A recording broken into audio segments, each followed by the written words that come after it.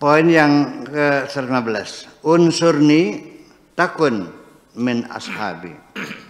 Unsurni fi'il amar. Takun fi'il mudhari majzumun. Jawabu amrin. Unsurni takun. Ya Bang Im. Jadi majzum yang mujazam adalah karena sebagai jawabu amrin.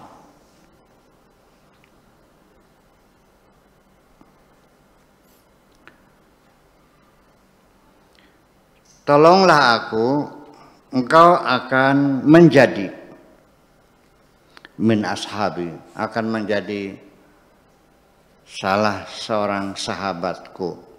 Engkau akan menjadi sahabatku. Jangan salah terjemah.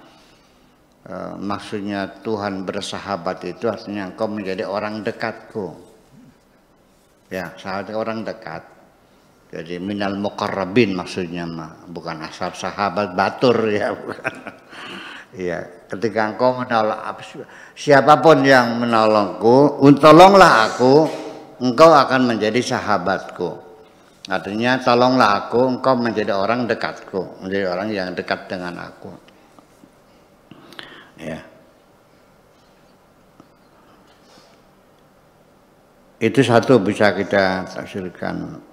Atau sahibaya sahabu itu sahabat itu kan yang ngebarengi, yang mendampingi, yang menyertai.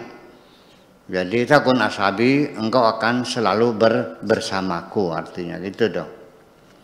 Nanti bahasa Indonesianya payah kalau saya ini sahabat Tuhan, ngaco kamu masa. Sebab kalimat sahabat Tuhan kan belum berlaku. Iya. Iya kan? Tetapi orang yang dekat dengan Tuhan ada muqarrabin. Orang yang selalu bersama Allah ada.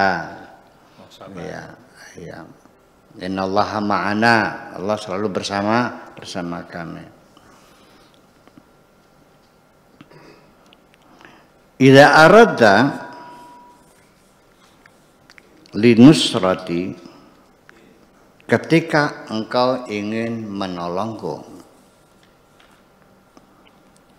lam ujidka quwwatan, maka aku tidak akan menciptakan kekuatan, tidak akan memberikan kekuatan kepadamu. Ketika engkau ingin menolongku, aku tidak akan memberikan kekuatan kepadamu, kemampuan kepadamu, kebolehan kepadamu. Illa min nusrati, kecuali dari pertolonganku.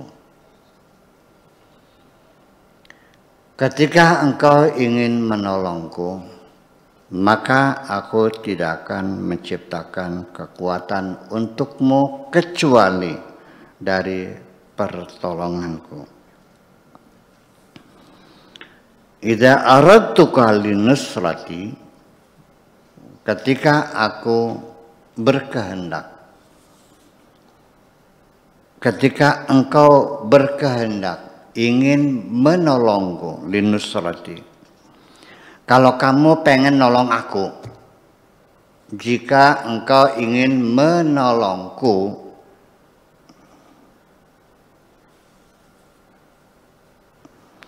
jika aku gini,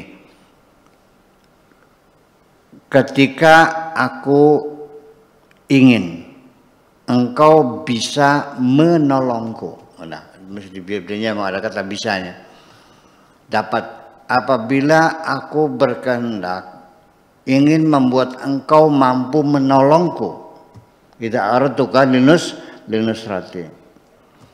Kalau aku menginginkan engkau punya kemampuan untuk menolongku, idza aradtuka linusrati. Ini bahasa Arabnya bolak-balik. Alamtuka min ilmi. Maka aku akan mengajarkan kepadamu dari ilmuku. Kalau engkau ingin membantuku ngajar di pondok pesantren ini, maka kamu akan saya sekolahkan ke Mesir dulu 4 tahun. Wis paham belum kan? Paham leh? Contohnya, kalau Kang Rado ingin ikut mengabdi kepadaku di pesantren ini, pengen jadi guru, maka Anda akan saya kirimkan ke Mesir dulu, sekolah dulu. Ini sama seperti gini, ini alurin ngomongin nih. Apabila aku ingin engkau bisa menolongku, maka engkau akan kuajari dari ilmuku. Kalau aku menginginkan engkau bisa menjadi penolongku, maka aku akan jadikan engkau orang pinter dulu. Wis konon bae. Wis paham. Ngomong dibolak-balik angel banget ngomong dia. Ya itulah bahasa. Nah ini yang menyebabkan orang banyak salah paham nih begitu. Sampai dibunuh, sampai dieksekusi, persekusi ya, dihakimi sendiri, dibantai, dipukul sama orang, dan banyak para ulama-ulama. Ya, Ibnu Sina, Ibnu Baja, Ibnu Tufel, segala macam, Ibnu Rushdi, itu mereka tertindas semua ke hidupnya di tengah masyarakat, tertindas, dianiaya semua kok, semua ilmuwan dianiaya. Kamu gak usah bangga dah. Iya, mereka banjir darah kok, karena bertentangan dengan Al-Quran sampai sekarang, mempertentangkan ilmu dengan Al-Quran. Aneh cok, ya, aneh gimana sih? Iya, ya, tapi ya begitulah, bukan para ulama saja, para nabi juga mati terbunuh semua kok. Ya bukan semua ya, kebanyakan ya.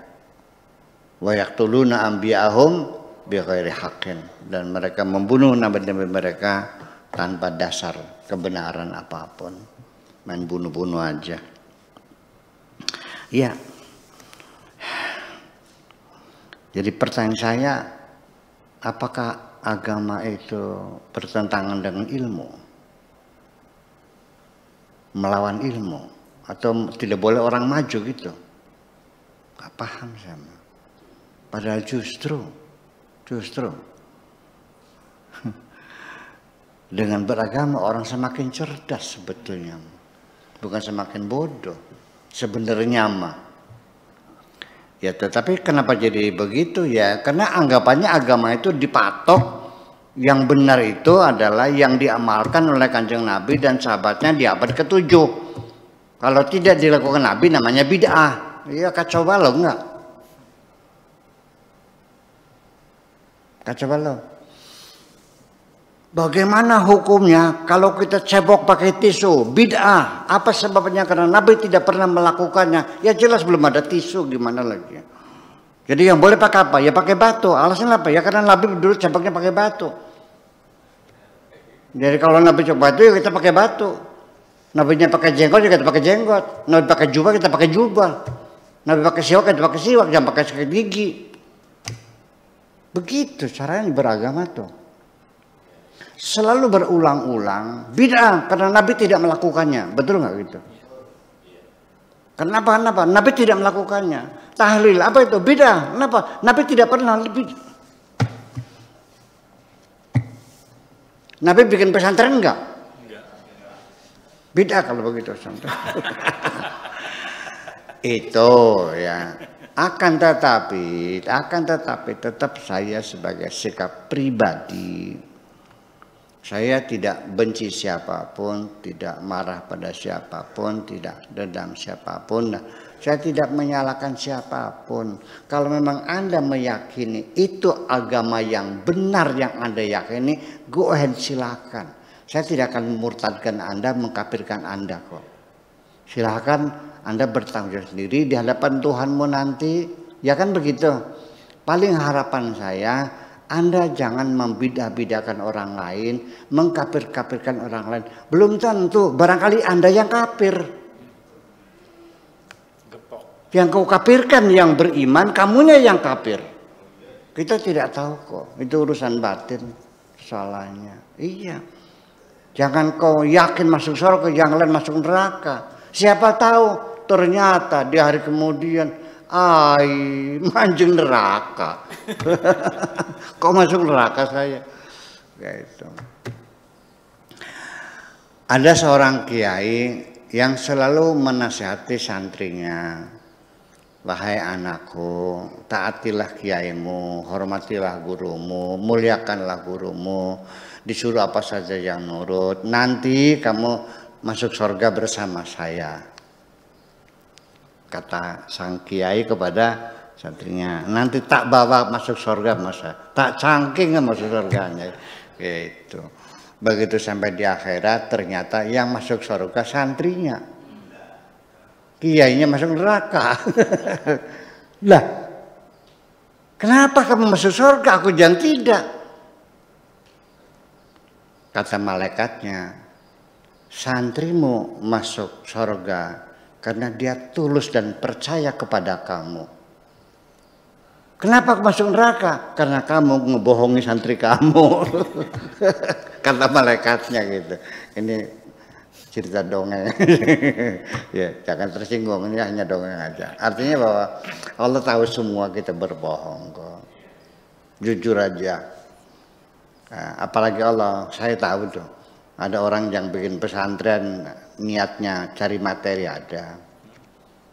Ada orang tabligh menyampaikan agama dakwah niatnya cari uang ada, betul nggak?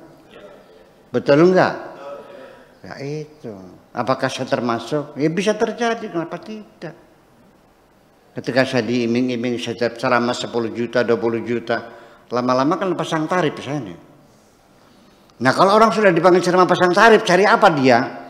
Mau menyebarkan agama atau mencari duit? Jujur aja ngomongnya, dah.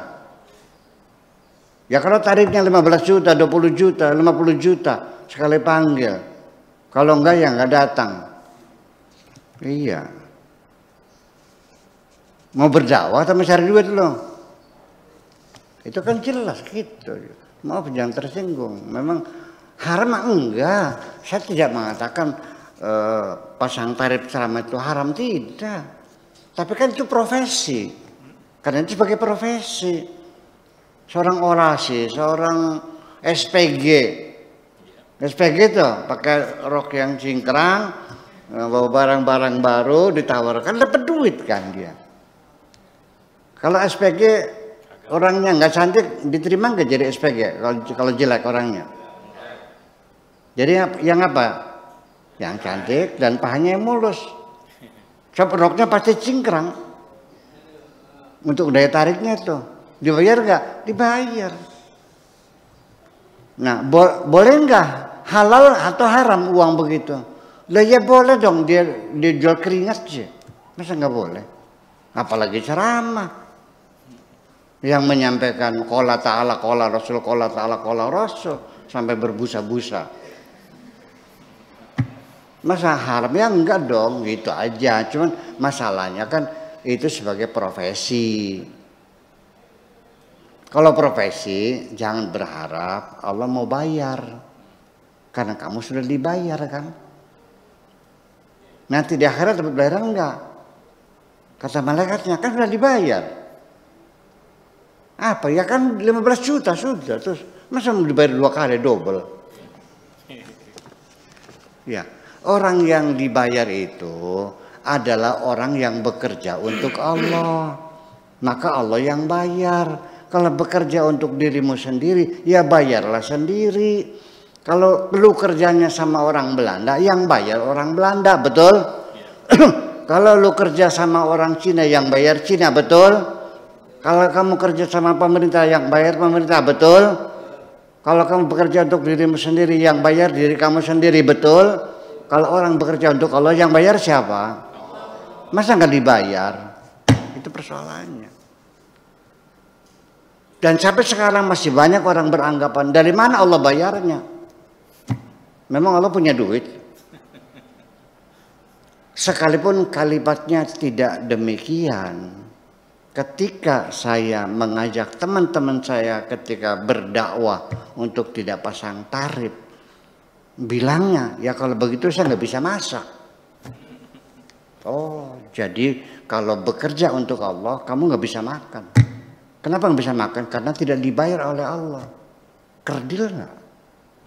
Jadi selama ini Anda mengajak orang meyakini Tuhan, meyakini Allah, tapi Anda sendiri belum yakin kepada Allah. Yang penting yakinkan dulu dirimu sendiri. Paham? Allah, kau mengatakan kepada manusia, Allah Maha Kaya, tapi Anda tidak yakin Allah Maha Kaya. Jujur aja gitu. Sebelum Anda meyakinkan orang lain, yakinkan dulu dirimu sendiri. Punten ini. Saya tidak menyebut nama, nggak boleh. Ini sifatnya umum ya, untuk diri saya sendiri juga. Gitu. Tolong jangan tersinggung, ya kan? Itu persoalannya. Ya, bolak-balik seperti ini. Mumpung ini bulan puasa, sedang ada keterbukaan kita ini. Iya, lagi sedang isap semuanya. Oke, innama yaqifu fi dhilli arsy ansari. Semata-mata yang bisa berteduh di bawah naungan arasku adalah penolong-penolongku. Hanyalah penolong-penolongku yang berteduh di bawah naungan arasku. Ya arifu unsurni, wahai orang yang sudah mengenal aku. Wahai orang-orang yang sudah mengenalku, tolonglah aku. Wa illa, kalau engkau tidak mau menolongku, angkar tani, berarti engkau ingkar kepadaku. Jadi pada akhirnya istilah menolong Tuhan itu gimana sih formulanya? Memang Tuhan perlu pertolongan? Tidak. Allah tidak memerlukan pertolonganmu. Hakikatannya tidak. Karena Allah tidak perlu ditolong lagi. Karena apapun yang diinginkan pasti terjadi. Innama amruhu idza arada syai'an an yaqula lahu kun fayakun. Allah ketika menginginkan sesuatu tinggal ngomong aja kok, kun, terjadi. Ngapain minta tolong kamu? Minta tolong bikinkan rumah buat saya. Ngapain, yang kun sudah jadi rumah aja.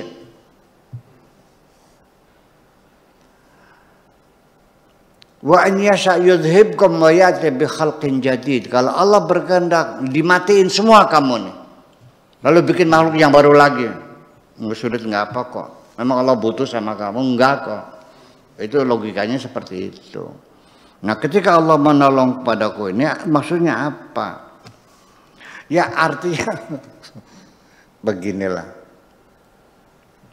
Sebenarnya banyak kita yang ingin mengabdi kepada Allah. Saya ingin beli cat. Saya ingin makan pisang goreng. Saya bisa berangkat sendiri kok, mobil ada, segala macam ada, duit ada. Kenapa saya nyuruh anak santri?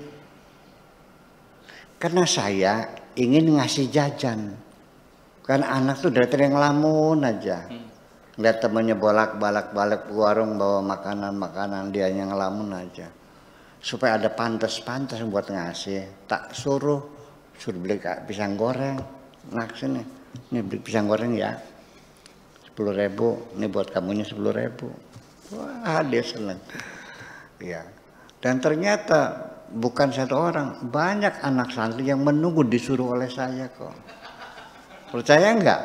Percaya enggak? Allah juga begitu, saking melasani sirah ingin memberi kamu sesuatu, sebetulnya gitu, ingin mendekatkan dirimu kepada Tuhan, supaya kamu dekatkan gitu persoalannya.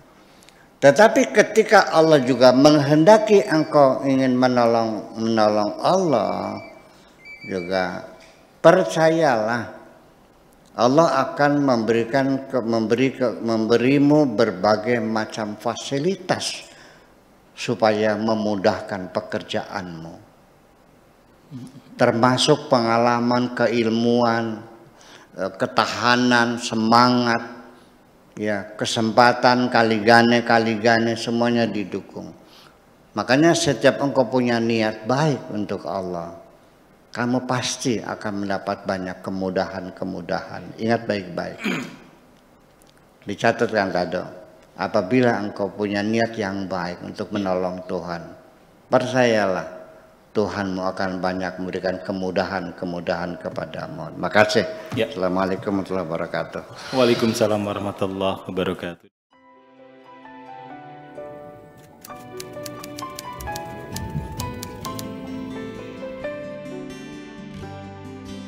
Aku hanya ingin berbagi kebahagiaan dan tidak menggurui siapapun. Terlalu sulit bagiku untuk menyalahkan siapapun. Akan tetapi apabila ada orang yang ingin mengisi raportku, tentu aku sangat gembira sekali. Dan kujamin aku tidak akan sakit hati sedikit.